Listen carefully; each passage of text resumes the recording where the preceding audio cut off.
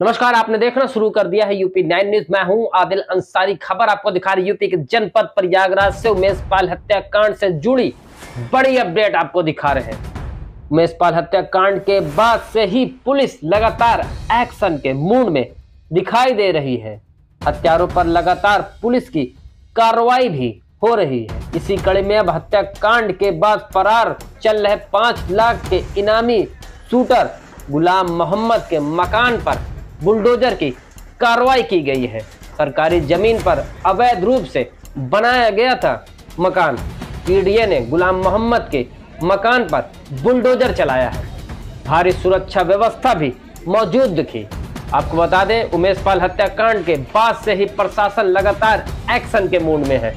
जहां लगातार पुलिस हत्यारों के खिलाफ कार्रवाई कर रही है, तो वहीं अवैध रूप से बनाए गए मकानों पर भी पीडीए का बुलडोजर गरज रहा है।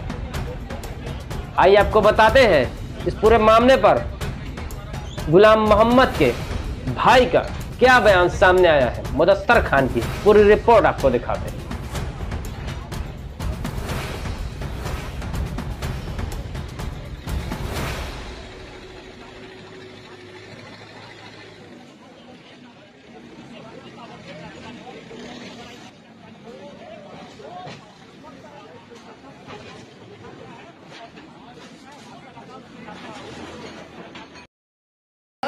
नहीं, कार्रवाई तो उचित है, लेकिन ये है कि जो निर्दोष है उनके साथ भी न्याय होना चाहिए। सरकार से यही कहूँगा कि जो निर्दोष है उनके साथ भी न्याय हो, कार्रवाई हो, बिल्कुल हो। आपका भाई गुलाम घटनास्थल पर शामिल था, लगातार गोलियां चलाई थी। देखिए, आप लोग भाई कह रहे हैं, बिल्कुल भाई हैं और माँ हैं भी मेरी, लेकिन कोई भाई का रिश्ता होना भी तो चाहिए। अगर भाई होते तो आज इस तरह से हम लोग को बीच चौराहे पे खड़ा करके जाते, या हम इस बूढ़ी माँ को दुखी करते इस तरह से, जिन्होंने हमेशा उनको अच्छे रास्ते पे चलने के लिए कहा, सब भाइयों को अच्छे रास्ते पे चलने के लिए कहा।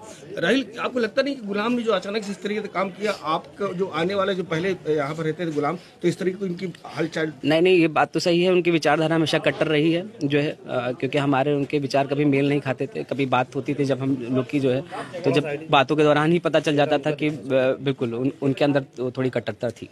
क्या लगता है अब जो कार्रवाई हो रही है ये उचित है, लेकिन ये है कि जो निर्दोष हैं, हम लोग का पुश्तैनी घर है, और सरकार को और प्रशासन को उनके साथ भी, हम लोग के साथ भी न्याय करना चाहिए। राहिल, आप बीजेपी के अल्पसंख्यक के जिला अध्यक्ष भी यहाँ पर रहे हैं। आपको क्या लगता है कि जो राजनीति से भी इसको जोड़ा जा रहा है? हाँ, राजनीति से नहीं जोड़ना चाहिए, बिल्कुल जो है राजनीति से जोड़ने का कोई तुक नहीं होता, क्योंकि गुलाम ने ये काम किया है और राजनीति से इससे कोई मतलब नहीं है। हम बीजेपी में थे, बिल्कुल हम बीजेपी के लिए काम करते थे, अपने पार्टी के लिए काम करते थे, और आज से नहीं कई वर्षों से कर रहे थे। जिस दिन ये घटना, उस दिन रात को भी मैंने पार्टी 2024 में प्रधानमंत्री मोदी जी के लिए इंटरव्यू किया रात में, लोगों को बुला के अपने सारे पदाधिकारियों के साथ, कि 2024 के इलेक्शन में फिर मोदी आएंगे जो है।